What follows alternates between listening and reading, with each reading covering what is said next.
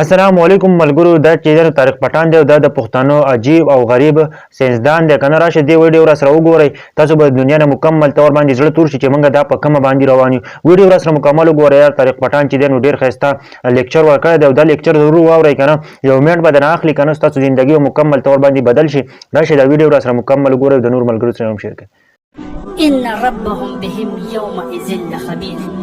د دوی نه ولې دا ير دی چې د قبر نه به خلک راپاسي مطلب د قبر ژوند او د آخرت ژوند د دوی نه ير دی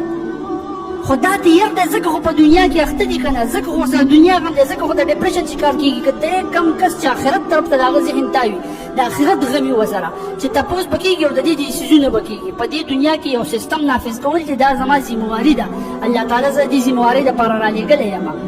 او لومبیا په ځان کار کول او بیا په سیستم باندې کار کول دي دومره غټ مقصد دومره ګریټر پرپز د ده سره وي د ډپریشن غونډې کې وړې بیماریانې ده ته څه نه شي ویلی نو الله تعالی وایي چې د ده نه دا ير دي اوس ښه چې قبر راتلو والی دی وګوره بلا خلکو نه ير دي که نه چې قبر راتلو والی دی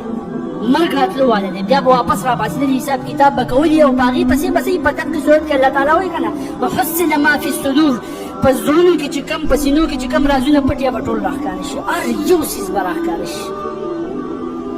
چا په کم نیت باندې څه کړي که نه الله تعالی ته خو پته ده که نه علیم بذات الصدور دی به ښکاره شي ان ربهم بهم یومئذ لخبیر په دغه ورځ باندې به الله تعالی د هر یو څیز نه باخبره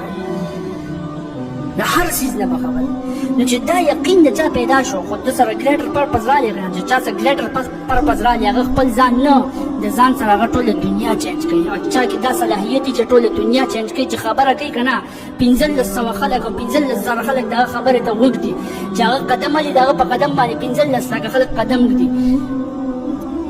لیډرشپ مایند والا کسي هغه د دې وړو بیماریانو د ډپریشن بیا نه شکار کېږي نو دا هغه کامن دو مین د ډېرې وجوهات تا ته ما وویې باقي چې د دې کومه تراپي ده که نه